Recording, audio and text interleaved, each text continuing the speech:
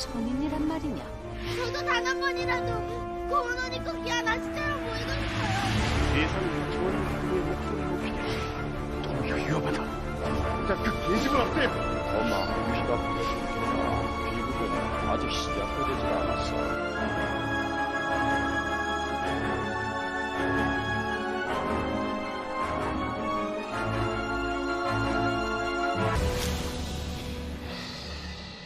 오늘의 주제는 서울흥, 조선 제19대 왕 숙종을 둘러싼 세 가지 전설입니다. 왕릉숲에 이상한 무덤 하나가 있는 걸 아시는지요? 서울에서 서쪽으로 차로 30분 남짓 달리면 닿는 숲이 있습니다. 경기도 고양시 서울흥입니다. 서쪽에 있는 다섯 왕릉이라는 뜻이지요. 조선의 임금과 왕비들이 300년 넘게 잠들어 있는 땅입니다. 그런데 이 엄숙한 왕릉숲에는 어울리지 않는 무덤이 하나 있다고 전해집니다. 임금의 무덤도 왕비의 무덤도 아닙니다. 놀랍게도 고양이 한 마리의 무덤입니다. 그것도 아무데나 묻힌 것이 아닙니다. 임금의 능으로 올라가는 길목입니다. 도대체 어떤 고양이였기에 감히 왕릉 곁에 묻힐 수 있었을까요? 이상한 이야기는 그것만이 아닙니다. 이 숲의 가장 구석진 응달에는 밤마다 소복 입은 여인이 나타나 춤을 춘다는 무덤이 있습니다. 그런가 하면 이런 이야기도 전해 내려옵니다. 조선의 임금이 다 쓰러져가는 산속 초막을 찾아가 허름한 노인에게 깍듯이 예를 갖추었다는 것입니다. 고양이의 무덤, 춤추는 원혼, 그리고 임금이 고개를 숙인 초막. 얼핏 아무 상관도 없어 보이는 세 가지 전설입니다. 그런데 이 세 이야기의 한가운데에는 단 한 사람이 서 있습니다. 조선의 19번째 임금 숙종입니다. 미리 말씀드리자면 이 가운데 어떤 이야기는 그저 떠도는 전설이 아닙니다. 당대 선비들이 문집에 붓으로 적어 남긴 엄연한 기록이기도 하지요. 어디까지가 전설이고 어디부터가 역사인지 그 경계를 짚어가며 듣는 재미도 놓치지 마시기 바랍니다. 오늘은 이 서울흥 숲에 서린 세 가지 전설을 한 편의 이야기로 엮어 들려드리겠습니다. 운전 중이시라면 앞을 보시고 잠자리에 드셨다면 그대로 눈을 감으셔도 좋습니다. 귀만 열어두시면 됩니다. 태양 아래에서 일어난 모든 이야기, 태양의 연대기 시작합니다. 첫 번째 이야기는 왕의 진노를 잠재운 신묘한 직관 갈처사 이야기입니다. 이야기를 시작하기 전에 먼저 이 사람을 알아야 합니다. 세 전설의 한가운데에 서 있는 사람, 숙종이지요.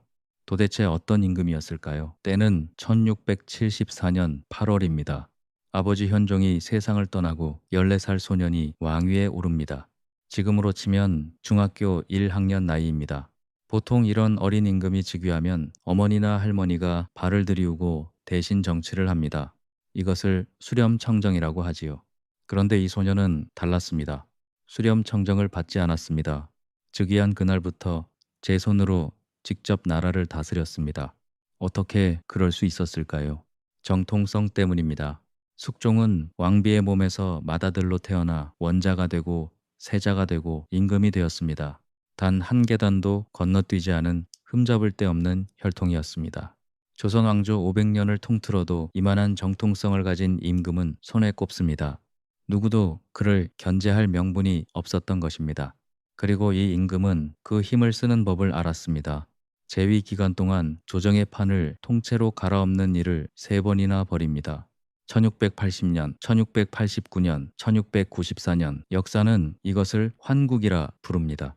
판을 바꾼다는 뜻입니다. 어제까지 정승이던 사람이 오늘 유배를 가고 사약을 받았습니다. 신하들의 목숨이 임금의 말 한마디에 오르내렸습니다. 훗날 사람들이 숙종을 두고 철혈의 군주라 부르는 이유입니다. 환국이 무서운 까닭은 예고가 없다는 데 있었습니다. 임금은 아무런 낌새도 보이지 않다가 어느 날 아침 벼락처럼 판을 뒤집었습니다. 수십 년을 쌓아올린 권세가 하룻밤 사이에 재가 되었습니다.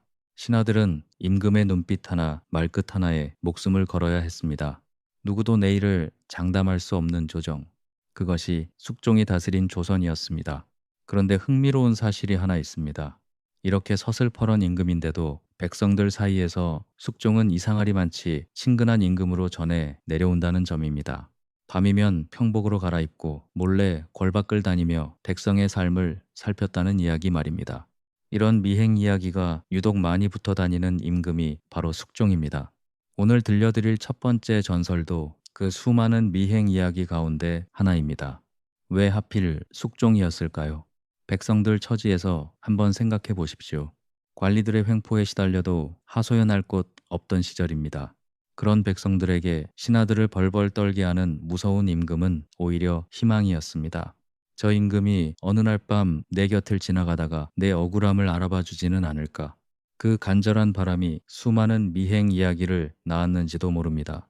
미리 말씀드립니다. 지금부터 하는 이야기는 실록에 적힌 역사가 아닙니다. 입에서 입으로 300년을 건너온 전설입니다. 전하는 사람마다 결이 조금씩 다릅니다만 뼈대는 이렇습니다. 숙종치세의 어느 날이었습니다. 그날도 임금은 평복 차림으로 도성 밖을 살피던 길이었습니다. 인적이 드문 산길 아래 냇가를 지나던 참이었지요. 들리는 것이라고는 물 흐르는 소리뿐인 호젓한 길이었습니다. 그런데 저만치서 철퍽철퍽 젖은 흙을 파헤치는 굉이질 소리가 들려옵니다. 물가 모래밭에서 앳된 얼굴의 총각 하나가 눈물 범벅이 된 채 땅을 파고 있었습니다. 곁에는 거적으로 덮은 초라한 관이 하나 놓여 있었습니다. 그날 아침 세상을 떠난 총각의 어머니였습니다. 그런데 그 광경이 참으로 기이했습니다. 총각이 괭이질을 할 때마다 파놓은 구덩이에서 흙탕물이 울컥울컥 솟아오르는 것입니다. 물이 배어나오는 정도가 아니었습니다. 관을 내리는 순간 그대로 잠겨버릴 물구덩이였습니다. 풍수를 모르는 사람이 보아도 흉지 중에 흉지였지요. 참다 못한 숙종이 다가가 점잖게 물었습니다. 이복의 총각, 어찌하여 이런 물구덩이에 귀한 어머니를 모시려 하는가? 총각은 흙투성이 손등으로 눈물을 훔치며 답했습니다. 소인도 이러고 싶지 않습니다. 하오나 이 고을에 귀신 같은 눈을 가졌다는 직관, 갈처사 어른이 계십니다. 그 어른께서 이 자리에 묘를 써야만 저와 제 어미가 큰 복을 받는다 하셨습니다. 그분 말씀을 믿고 따를 뿐입니다. 직관이란 풍수를 보아 집터와 묘자리를 잡아주는 사람을 말합니다. 그런데 명색이 직관이라는 자가 어미 잃은 가난한 총각을 물구덩이로 보냈다는 것입니다. 여기서 잠깐 조선 사람들에게 그 자리가 어떤 의미였는지 짚고 가겠습니다. 옛사람들은 조상을 좋은 땅에 모시면 그 땅의 기운이 후손에게 복으로 흘러든다고 믿었습니다. 이런 복받을 땅을 명당이라 불렀지요. 반대로 물이 드는 자리는 흉지 가운데서도 흉지로 꼽혔습니다. 부모를 물속에 눕히는 일은 자식된 도리로 차마 못할 일이었고 집안이 기울 징조로도 여겨졌습니다. 그러니 직관이 가난한 상주에게 물구덩이를 짚어주었다는 것.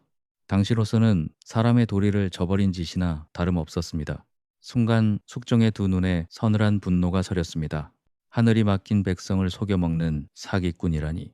당장이라도 그자를 잡아들이고 싶었을 겁니다.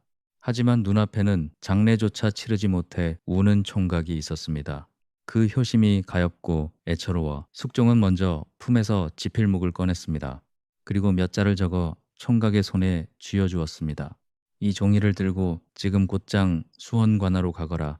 문지기가 맞거든 이것을 보여주면 될 것이다. 영문도 모른 채 총각은 지푸라기라도 잡는 심정으로 눈물을 닦고 수원 관악까지 내달렸습니다. 종이를 받아든 수원 부사의 낯빛이 하얗게 질렸습니다. 종이에는 이렇게 적혀 있었습니다. 어명, 수원 부사는 이 총각에게 쌀 300석을 내리라.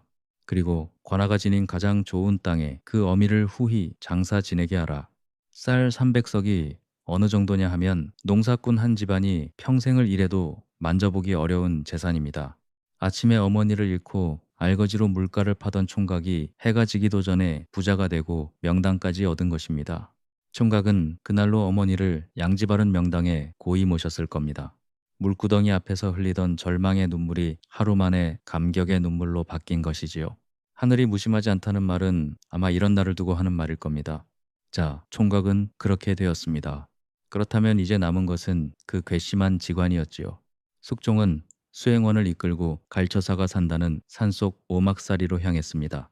당장이라도 요절을 낼 기세였습니다. 산길은 갈수록 험해졌습니다. 안개가 자욱하게 깔린 골짜기 끝에 과연 오두막 한 채가 웅크리고 있었습니다. 다 쓰러져가는 초막이었습니다. 기둥은 사갔고 지붕은 내려앉기 직전이었지요. 저런 곳에 사는 자가 남의 복을 점친다니 숙종의 부하는 더욱 치밀었을 겁니다. 방문을 박차고 들어선 숙종이 벼락같이 호통을 쳤습니다. 네, 이놈, 어찌하여 어미 일은 불쌍한 자식을 속여 시신을 물구덩이에 쳐넣게 하였느냐? 내 놈이 정령 살기를 포기한 것이냐? 그런데 말입니다. 방 안에 가부좌를 틀고 앉아있던 허름한 노인은 눈 하나 깜짝하지 않았습니다. 호통 소리에 초막의 문풍지가 떨렸는데도 노인의 찻잔에는 잔물결 하나 잃지 않았습니다. 보통 사람이라면 임금의 기세가 아니더라도 오금이 저렸을 텐데 말입니다. 노인은 오히려 껄껄 웃으며 차를 한 잔 내밀 뿐이었습니다. 손님, 어찌 그리 역정을 내십니까? 제가 그 총각에게 일러준 자리는 시신이 땅에 닿기도 전에 복이 터지는 자리입니다. 풍수에서는 이런 자리를 금시발복이라 부릅니다. 이제 금, 때, 시, 필, 발, 복, 지금 이 시각에 곧바로 복이 피어난다는 뜻이지요. 어디 제 말이 틀렸습니까? 그 총각은 어머니의 관이 땅에 들어가기도 전에 쌀 300석이라는 거금을 얻었습니다. 게다가 나라가 보증하는 최고의 명당까지 공으로 얻지 않았습니까? 숙종은 그 자리에서 얼어붙고 말았습니다. 등줄기로 식은땀이 흘렀습니다. 생각해 보십시오. 이 노인의 말이 맞으려면 하필 그 시각에 임금이 그 냇가를 지나가야 합니다. 하필 그 임금이 걸음을 멈추고 하필 어명을 내려야 합니다. 이 초라한 노인은 그 운명의 흐름 전체를 미리 내다보고 있었다는 이야기가 됩니다. 놀란 숙종이 목소리를 낮추어 다시 물었습니다.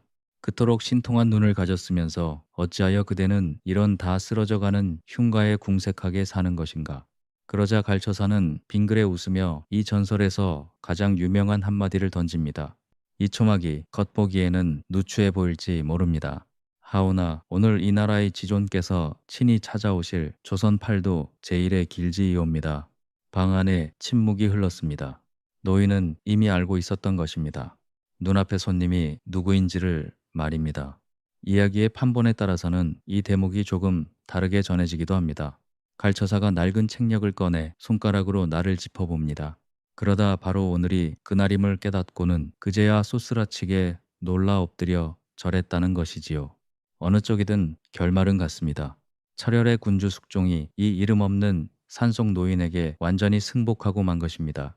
생각해보면 참으로 기이한 그림입니다. 조선 팔도를 호령하는 임금과 다 쓰러져가는 초막의 노인이 찻상 하나를 사이에 두고 마주 앉은 것입니다. 한 사람은 세상 모든 것을 가졌고 한 사람은 아무것도 가진 것이 없었습니다. 그런데 그 자리에서 고개를 숙인 쪽은 모든 것을 가진 사람이었습니다. 숙종은 노인에게 깍듯이 예를 갖추었습니다. 그리고 간곡히 부탁했습니다. 훗날 과인이 잠들 자리를 그대가 잡아달라고 말입니다. 임금이 살아서 제 묘자리를 부탁한다는 것. 죽음이 두려워서가 아니라 죽음까지 미리 다스리겠다는 뜻이기도 했습니다. 갈처사는 사양하지 않았습니다. 임금을 위해 천하의 명당 한 곳을 짚어주었지요. 숙종이 그 답례로 큰 재물을 내리려 하자 노인은 끝내 받지 않았다고 합니다. 노잣돈 30냥만 받아들고 호련히 떠났다는 이야기도 전해집니다. 이 대목에서 이야기를 곱씹어 보면 재미있는 사실 하나가 보입니다. 그날 총각이 받은 복은 사실 땅에서 나온 것이 아니었습니다. 임금의 어진 마음에서 나온 것이었지요. 갈처사가 내다본 것은 땅의 기운이라기보다 사람의 마음이 움직이는 길목이었던 셈입니다. 으뜸 가는 명당이란 결국 어진 사람이 지나가는 자리라는 것. 어쩌면 이것이 이 전설이 품고 있는 진짜 가르침인지도 모르겠습니다. 그렇게 갈처사가 조선의 임금을 위해 점지해 주었다는 자리. 그곳이 바로 오늘 이야기의 무대, 경기도 고양시 서울흥에 자리한 숙종의 능, 명릉입니다. 자, 여기까지가 전설입니다. 300년을 구르며 다듬어진 이야기답게 어디 하나 버릴 데 없는 결말이지요. 그렇다면 실제 기록이 전하는 명릉의 사연은 어떨까요? 놀랍게도 전설 못지않게 애틋합니다. 1701년 숙종의 두 번째 왕비였던 인현왕후가 세상을 떠납니다. 숙종은 지금의 서울흥 자리에 왕비의 능을 만들면서 한 가지 특별한 명을 내립니다. 왕비의 오른쪽 자리를 비워두라는 것이었습니다. 훗날 자신이 누울 자리였습니다. 그리고 19년 뒤 숙종은 정말로 그 자리에 묻힙니다. 살아서 미리 정해둔 아내의 곁이었지요. 임금은 또한 자신의 능을 화려하게 꾸미지 말라 일렀습니다. 그래서 명릉은 왕의 능치고는 소박한 모습을 하고 있습니다. 명릉에는 또 한 사람의 왕비가 잠들어 있습니다. 숙종의 세 번째 왕비 인원왕후입니다. 인현왕후가 세상을 떠난 이듬해의 왕비가 되어 숙종의 마지막을 지킨 사람이지요. 인원 왕후는 생전에 자신이 묻힐 자리를 미리 정해두었습니다. 명릉에서 400걸음 떨어진 자리였습니다. 죽어서도 감히 임금 곁을 넘보지 않겠다는 조심스러운 마음이었을 겁니다. 하지만 훗날 임금이 된 영조는 이 어머니를 명릉 바로 곁 언덕에 모셨습니다. 그래서 지금의 명릉은 두 언덕으로 이루어져 있습니다. 한 언덕에는 숙종과 인현왕후가 나란히 눕고 건너편 언덕에는 인현왕후가 홀로 누웠습니다. 참고로 서울흥을 비롯한 조선의 왕릉들은 그 가치를 인정받아 유네스코 세계유산에 올라 있습니다.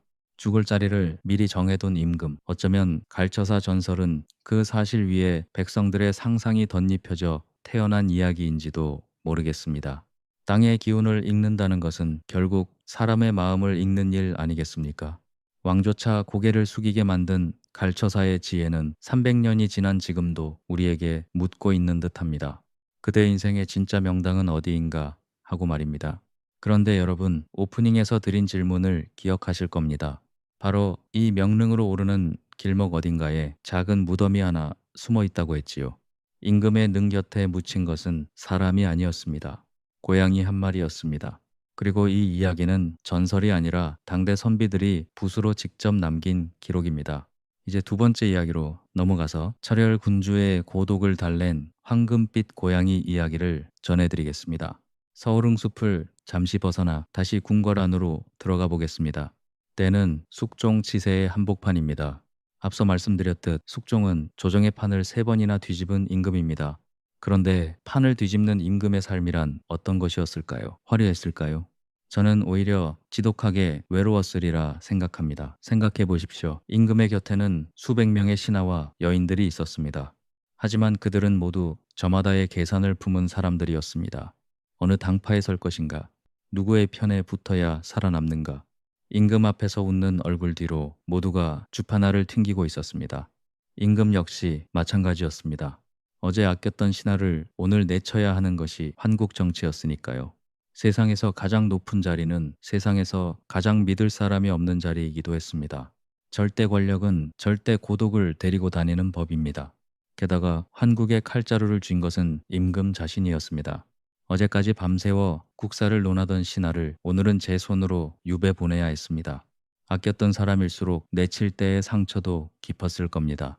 정을 주면 언젠가 그 정을 제 손으로 베어내야 하는 자리. 그러니 임금은 차라리 정을 주지 않는 법을 익혀야 했습니다. 사람에게는 말입니다.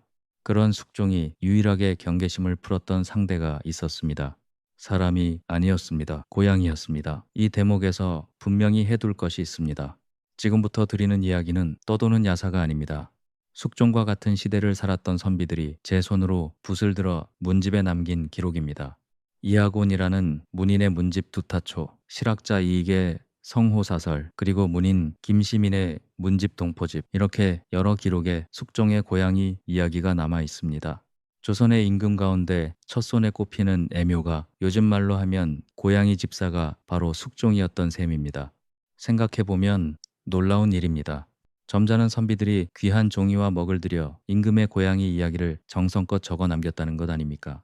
유교의 나라 조선에서 선비의 붓은 아무데나 움직이지 않았습니다. 세상에 가르침이 될 만한 일이라야 기록으로 남겼지요. 그만큼 이 고양이 이야기가 당대 사람들의 마음을 크게 울렸다는 뜻이겠습니다. 기록들을 이어붙이면 사연은 이렇게 흘러갑니다. 기록이 전하는 사연은 이렇습니다. 어느 날 숙종이 궁궐 후원을 거닐고 있었습니다. 그런데 풀숲에 고양이 한 마리가 쓰러져 있는 것이 눈에 띄었습니다. 굶주릴 대로 굶주려 숨이 붙어 있는 것이 신기할 지경인 어미 고양이였습니다. 흔한 들고양이려니 하고 지나칠 수도 있었을 겁니다. 하지만 임금의 걸음은 그 작은 짐승 앞에서 멈추었습니다. 궁인들을 시켜 거두어 먹이고 궁에서 기르게 했습니다. 그리고 이름까지 지어주었지요. 금덕. 쇠 금자의 큰 덕, 자 금덕이었습니다. 온몸의 털이 황금빛으로 빛나는 고양이였다고 합니다. 요즘 고양이를 좋아하시는 분들 말로 하면 노란 치즈 고양이였던 모양입니다. 돌이켜보면 묘한 장면입니다. 신하들에게는 그토록 차가웠던 임금이 말 못하는 짐승의 굶주림은 그냥 지나치지 못했습니다.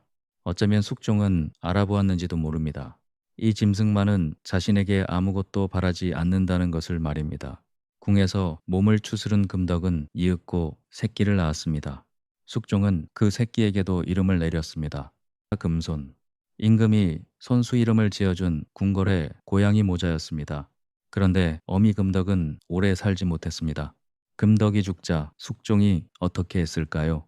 놀랍게도 임금은 사람들을 시켜 고양이의 장례를 치러주게 했습니다.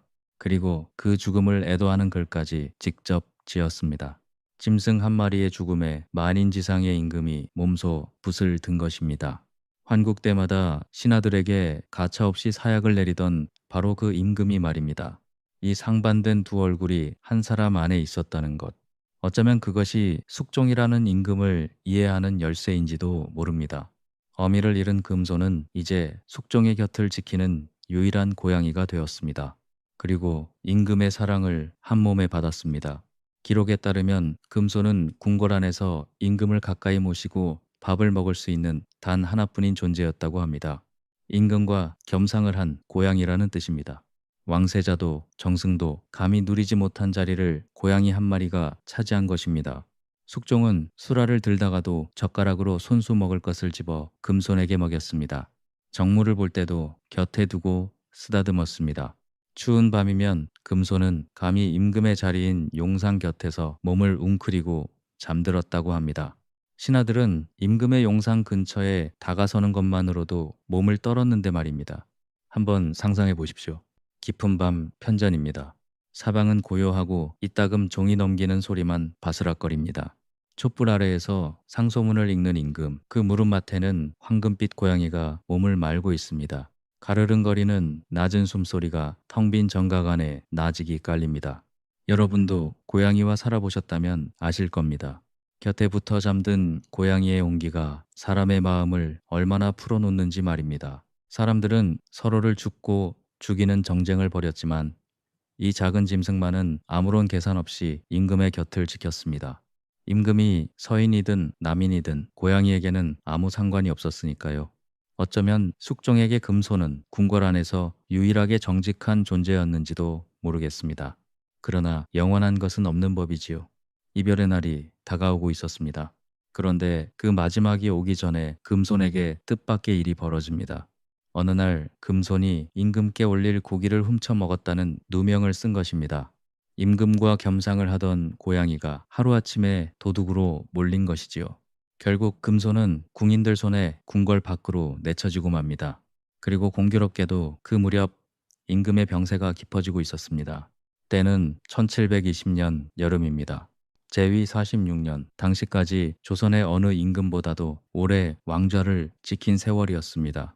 그 반백년 동안 숙종은 3번 조정을 뒤집었습니다.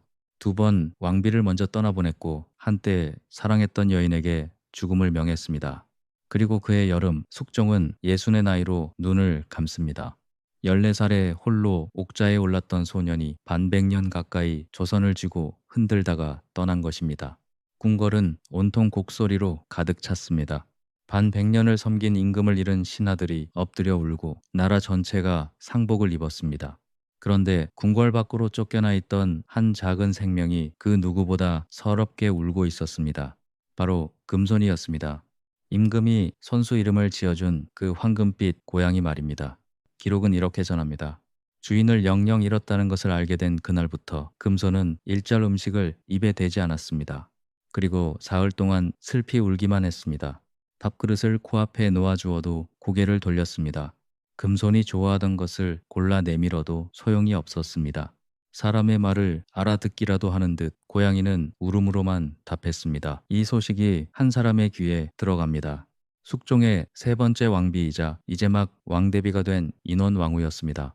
조금 전 명릉 이야기에서 말씀드렸던 건너편 언덕의 그 왕비 말입니다. 인원왕후는 주인 잃은 고양이를 가엾게 여겨 다시 궁궐로 데려오게 했습니다. 따뜻한 곳에 두고 먹을 것을 내렸겠지요. 하지만 소용이 없었습니다. 금손은 여전히 먹기를 거부한 채 애처롭게 울기만 했습니다.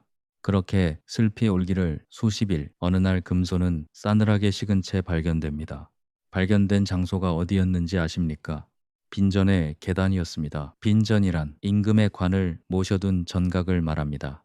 뼈가 드러날 만큼 야윈 몸으로 금손은 주인의 관이 있는 곳을 향해 계단을 오르다가 숨을 거둔 것입니다. 제 발로 굶어서 주인의 뒤를 따라간 것이지요. 누가 시킨 일도 가르친 일도 아니었습니다. 곁을 지키던 이가 사라졌으니 저도 따라간다. 짐승의 마음이란 그렇게 단순하고 그래서 그토록 무거운 것이었습니다. 궁궐 안의 모든 사람이 이 고양이의 죽음에 눈시울을 붉혔습니다. 그리고 왕대비 인원 왕후가 특별한 명을 내립니다.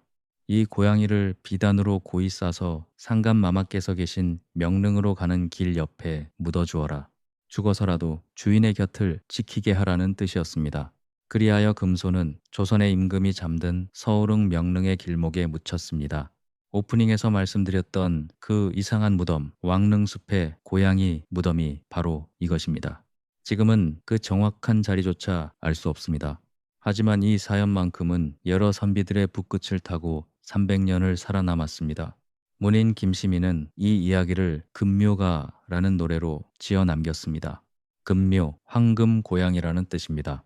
김시민은 노래하기를 이 고양이는 죽음으로 주인에게 보답했다고 했습니다. 임금의 녹을 먹고도 등을 돌리는 사람이 넘쳐나던 시절입니다. 밥 몇 술의 정을 목숨으로 갚은 짐승 앞에서 선비들은 붓을 들지 않을 수 없었을 겁니다. 사람으로 태어나 짐승만 못해서야 되겠느냐고 이 노래는 300년 전의 사람들에게 묻고 있었던 것입니다. 옛 기록은 금손을 중국 송나라 태종의 무덤 곁에 묻혔다는 충직한 개 도화견에 견주기도 했습니다. 개는 본래 주인을 따르는 짐승이라지만 고양이는 도도하고 제멋대로인 짐승으로 통했습니다. 그런 고양이가 주인을 따라 굶어 죽다니 옛사람들 눈에는 그만큼 더 놀라운 일이었던 것입니다. 심지어 다음 임금인 영조 시절의 기록에도 금손의 이름은 선왕의 덕을 보여주는 이야기로 오르내렸습니다. 임금의 어진 덕이 미물에게까지 닿았다는 칭송이었죠. 고양이 한 마리가 한 임금의 인품을 증언하는 증인이 된 셈입니다. 여러분은 어떻게 들으셨습니까? 권력을 쫓아 불나방처럼 뛰어들다 쓰러져간 사람이 얼마나 많습니까? 어쩌면 그들보다 이 황금빛 고양이 한 마리가 숙종에게는 가장 진실한 벗이자 충신이 아니었을까요? 살아서는 임금과 겸상을 하고 죽어서는 임금의 능 길목을 지키는 자리. 조선 왕조를 통틀어 이런 대접을 받은 짐승은 금손 하나뿐일 겁니다. 인간의 계산된 마음은 끝내 허망함을 남깁니다. 하지만 아무 조건 없는 정은 300년이 지나도 이렇게 사람의 가슴을 울립니다. 자, 여기서 이야기를 끝내면 참 따뜻할 텐데 말입니다. 서울흥의 전설은 여기서 끝나지 않습니다. 명릉 곁에는 죽어서도 주인을 따라간 고양이가 묻혔습니다. 그런데 명릉이 보이지도 않는 이 숲의 가장 구석진 응달에는 전혀 다른 사연을 품은 무덤이 하나 있습니다. 그 무덤의 주인은 한때 살아서 이 나라의 국모였고 죽을 때는 죄인이었습니다. 숙종이 가장 뜨겁게 사랑했고 가장 차갑게 버린 여인 장희빈입니다. 이제 세 번째 이야기이죠.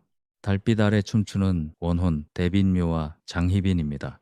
함께 서울흥 숲의 서쪽 구석으로 가보겠습니다. 볕이 잘 들지 않는 응달입니다.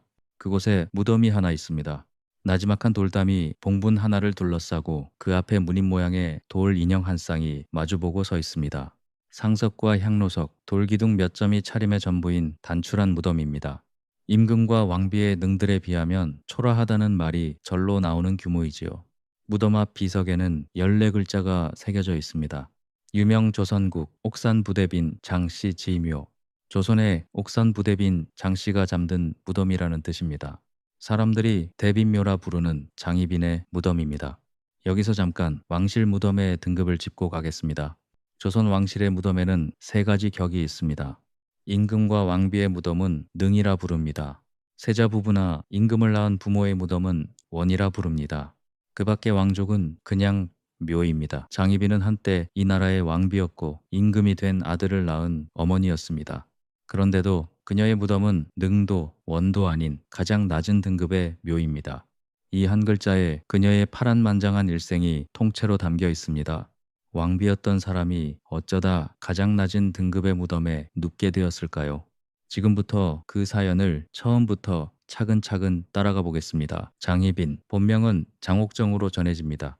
그녀는 원래 양반가의 딸이 아니었습니다. 역관 집안, 그러니까 통역을 맡던 중인 신분의 집안에서 태어났습니다. 다만 그 집안이 보통 집안은 아니었습니다. 집안 어른인 당숙 장현은 청나라를 오가는 무역으로 장안에서 손꼽히는 부를 쌓은 거상이었지요. 그러나 신분의 벽은 돈으로 넘을 수 없었습니다. 옥정은 궁녀가 되어 궁궐에 들어갑니다. 처음에는 왕실의 가장 큰 어른이던 대왕 대비를 모시는 나인이었다고 전해집니다. 그리고 그곳에서 젊은 임금 숙종의 눈에 띄고 맙니다. 실록은 조선 왕조 500년 동안 여인의 외모를 거의 기록하지 않았습니다. 임금의 여인이라 해도 덕이 있다, 어질다 정도로 적고 지나가는 것이 보통이었지요. 그런데 장옥정에 대해서만큼은 잠옷 얼굴이 아름다웠다는 문장을 남겼습니다. 그녀를 미워하던 반대편 신하들이 쓴 기록조차 그 미모만은 인정한 셈입니다. 도대체 얼마나 아름다웠으면 그랬을까요? 임금의 마음은 걷잡을 수 없이 기울었습니다. 이를 심상치 않게 지켜본 사람이 있었습니다. 숙종의 어머니 명성왕후였습니다. 왕대비는 아들을 홀린다며 궁녀 장씨를 궐 밖으로 내쫓아버립니다. 웬만한 여인이라면 이야기가 여기서 끝났겠지요. 그런데 운명이 움직입니다. 1683년 명성왕후가 세상을 떠난 것입니다. 시어머니가 사라진 궁궐로 장옥정은 다시 돌아옵니다. 그리고 이번에는 아무도 그녀를 막지 못했습니다.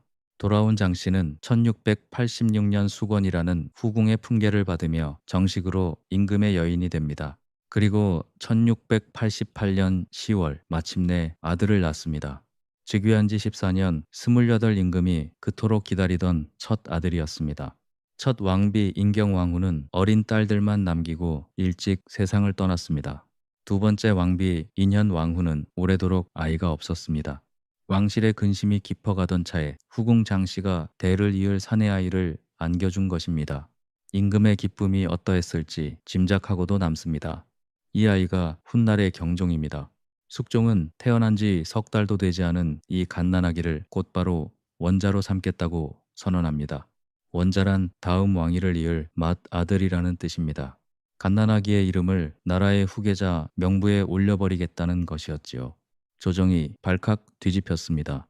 당시 집권 세력이던 서인들은 결사 반대했습니다. 중전이신 인현왕후께서 아직 젊으신데 후궁의 아들부터 원자로 정할 수는 없다는 것이었지요. 그러자 숙종은 어떻게 했을까요? 앞서 말씀드린 그 방식 환국이었습니다. 1689년 임금은 반대하던 서인들을 조정에서 통째로 쓸어버립니다. 80이 넘은 서인의 정신적 지주 대학자 송시열마저 사약을 받았습니다. 역사가 기사환국이라 부르는 피바람입니다. 갓난아기 하나의 이름을 정하는 일에서 시작된 불길이 조정 전체를 태워버린 것입니다. 그 피바람의 끝에서 숙종은 두 번째 왕비 인현왕후마저 폐위시켜 궁 밖으로 내쫓습니다. 살아있는 국모를 죄인처럼 사가로 내보내는 나라를 뒤흔드는 일이었습니다. 신하들이 필사적으로 말렸지만 임금의 뜻을 꺾지는 못했습니다. 그리고 숙종은 그 빈자리에 장씨를 앉힙니다. 궁녀로 입궐했던 중인 집안의 딸이 조선의 국모가 된 것입니다. 그야말로 조선 역사를 통틀어 다시 보기 어려운 신데렐라의 탄생이었습니다. 하지만 민심은 싸늘했습니다. 그 무렵 저작거리에는 이런 노래가 떠돌았다고 전해집니다. 미나리는 사철이요 장다리는 한철이라. 인현왕후의 성이 민씨입니다. 사철 푸른 미나리는 민씨 왕후를 가리킵니다. 봄 한철 꽃대를 올렸다가 이내 시들어버리는 장다리는 장씨를 빗댄 것이었지요. 쫓겨난 왕비는 반드시 돌아오고 새 왕비의 영화는 한철에 그치리라는 예언의 노래였습니다. 백성들은 노래로 임금을 꾸짖고 있었던 셈입니다. 그리고 놀랍게도 그 노래는 그대로 현실이 됩니다. 환국이라는 칼은 한 방향으로만 휘둘러지는 칼이 아니었으니까요. 5년 뒤인 1694년 숙종의 마음이 다시 움직입니다. 세월이 흐르면서 임금은 쫓아낸 왕비를 조금씩 다시 떠올렸던 모양입니다. 그리고 임금의 마음이 움직이자 조정의 판도 함께 뒤집혔습니다. 이번에는 갑술황국이었습니다. 판이 또 뒤집히면서 쫓겨났던 인현왕후가 5년 만에 왕비로 복위합니다. 그리고 중전 장씨는 도로 후궁인 희빈으로 강등됩니다. 저작거리의 그 노래 그대로 미나리는 돌아오고 장다리는 시들어버린 것입니다. 국모의 자리에 오른 지 5년 만의 추락이었습니다. 올라갈 때 탔던 바로 그 칼날을 내려올 때도 탄 셈입니다. 희빈으로 강등된 장씨는 취선당이라는 처소에 머물렀습니다. 왕비의 옷을 벗고 다시 후궁의 옷을 입은 것입니다.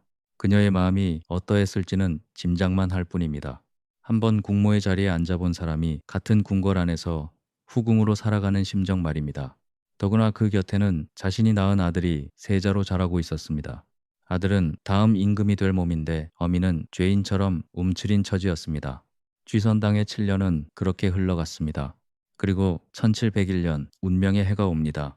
갈처사 전설의 무대였던 바로 그 명릉이 만들어진 해이기도 하지요. 보교했던 인현왕후가 오랜 병 끝에 세상을 떠난 것입니다. 왕비의 자리가 다시 비었습니다. 세자의 친어머니인 희빈 장씨가 다시 중전이 되는 것 아니냐는 말이 나올 법한 상황이었지요. 그런데 바로 그때 무서운 고변이 터집니다.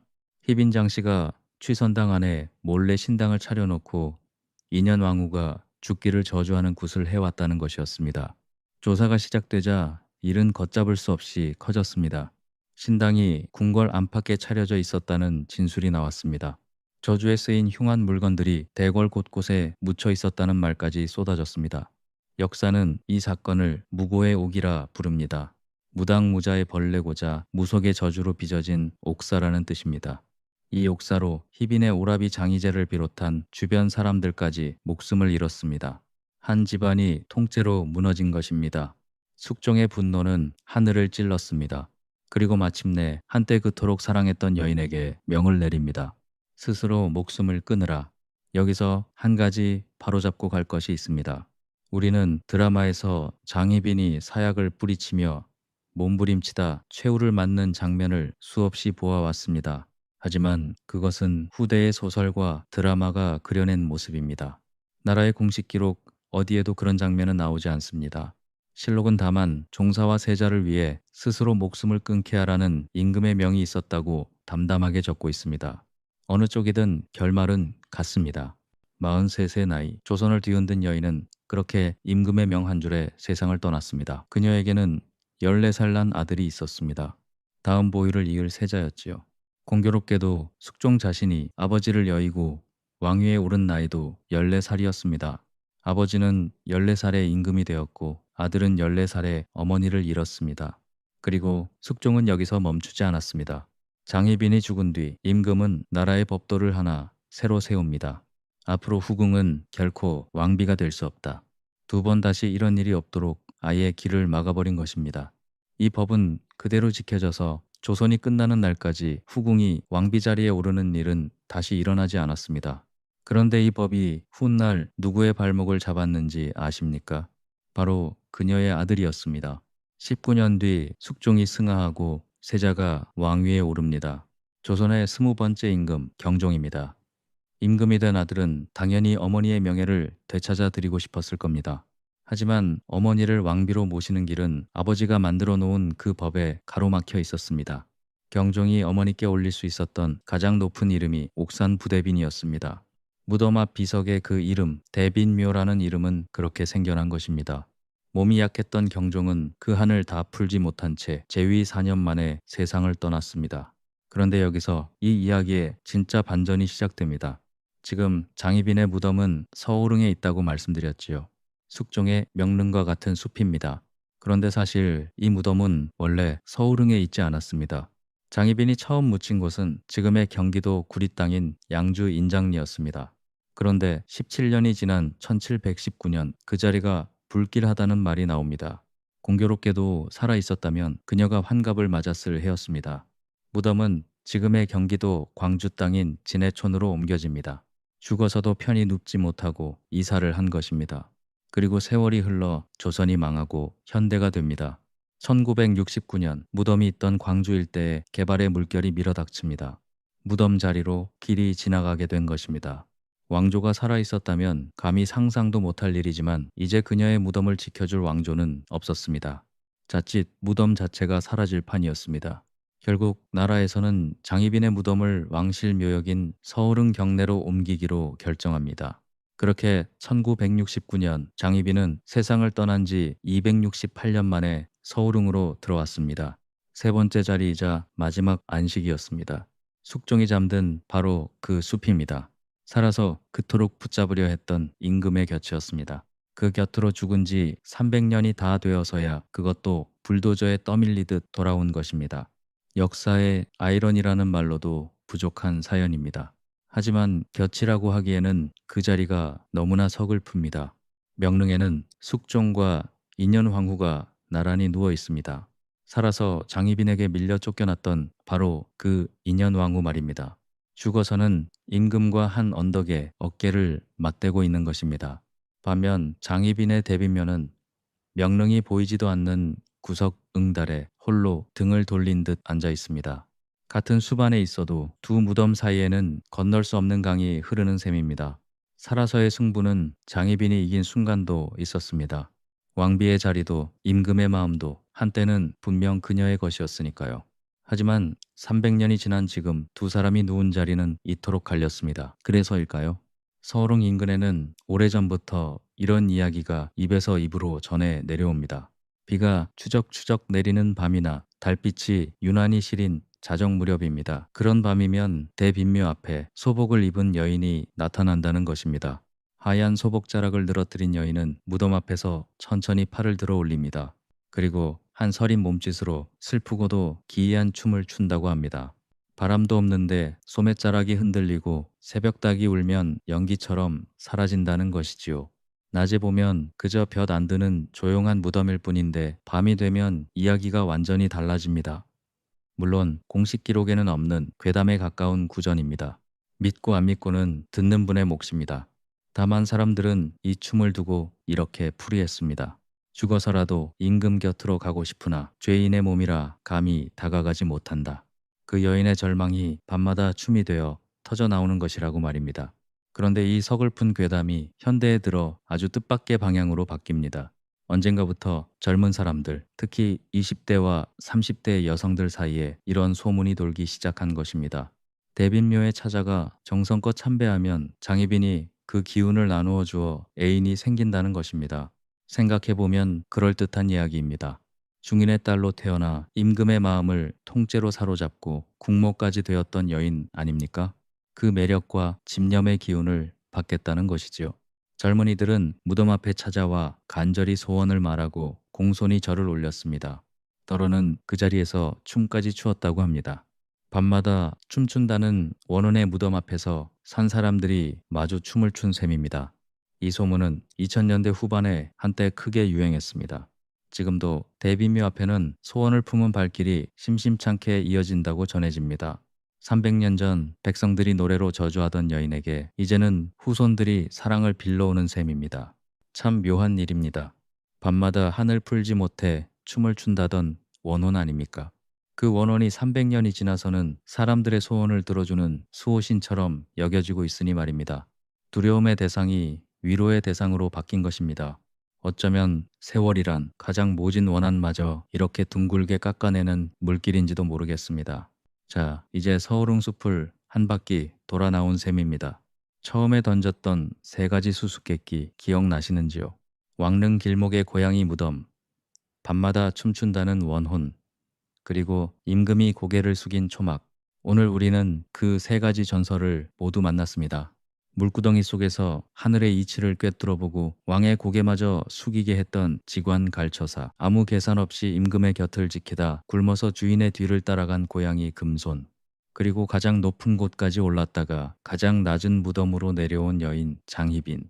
그녀의 무덤은 이제 무사람의 소원을 듣는 자리가 되었습니다. 새 이야기의 한가운데에는 숙종이 있었습니다. 조선에서 가장 강한 임금이었지요. 하지만 그 임금이 지금 누리는 것은 무엇입니까? 솔숲 사이의 봉분 하나, 그리고 곁에 잠든 사람들 뿐입니다. 서울흥에는 숙종의 첫 왕비 인경왕후도 잠들어 있습니다. 천연두에 걸려 20살에 세상을 떠난 왕비입니다. 두 번째 왕비 인현왕후와 세 번째 왕비 인원왕후는 명릉에서 임금과 함께합니다. 그리고 구석 응달에는 장희빈이 있습니다. 한 남자와 그 곁을 스쳐간 인연들이 한 숲에 모여 있는 셈입니다. 살아서 그토록 서로를 할퀴었던 사람들이 말입니다. 이 숲에는 끝내 채워지지 않은 자리도 하나 있습니다. 숙종의 아들 영조의 첫 왕비가 잠든 홍릉입니다. 왕비는 남편이 올 자리를 오른쪽에 비워두었지만 영조는 끝내 다른 곳에 묻혔습니다. 그 빈자리는 지금도 빈 채로 남아있다고 합니다. 부부가 나란히 눕는 일조차 왕실에서는 마음대로 되지 않았던 것입니다. 죽어서 눕는 자리 하나에도 이렇게 저마다의 인연과 사연이 있습니다. 갈처사는 말했습니다. 임금이 찾아오는 초막이 조선 제1의 길지라고 말입니다. 땅이 귀한 것이 아니라 그 땅에 깃드는 사람과 마음이 귀하다는 뜻이었겠지요. 그렇다면 우리가 아등바등 움켜쥐려 하는 것들 가운데 100년 뒤에도 진짜 남는 것은 무엇일까요? 서울흥의 새 전설이 300년을 건너와 우리에게 건네는 질문입니다. 언젠가 서울흥을 걷게 되시거든 오늘 이야기를 떠올려 보시기 바랍니다. 명릉으로 오르는 솔숲길에서는 그 길목 어딘가에 잠들어 있을 황금빛 고양이를 생각해 주십시오. 발길이 뜸한 서쪽 구석에 이르시거든 초라한 무덤 앞에서 잠시 걸음을 멈추어 주십시오. 미워하고 저주하며 살다 간 사람들도 300년이 지나면 결국 한 숲의 이웃이 됩니다. 그 숲의 솔바람 소리는 오늘도 누구의 편도 들지 않고 고르게 뜹니다. 오늘도 태양은 서울흥의 솔숲 위로 똑같이 떠오릅니다. 그리고 임금과 고양이와 여인의 무덤을 가리지 않고 고루 비춥니다. 태양 아래에서 일어난 모든 이야기, 태양의 연대기였습니다. 이야기가 마음에 닿으셨다면 구독으로 다음 이야기를 함께 해 주십시오. 여러분의 인생에 언제나 따스한 볕이 들기를 기원합니다.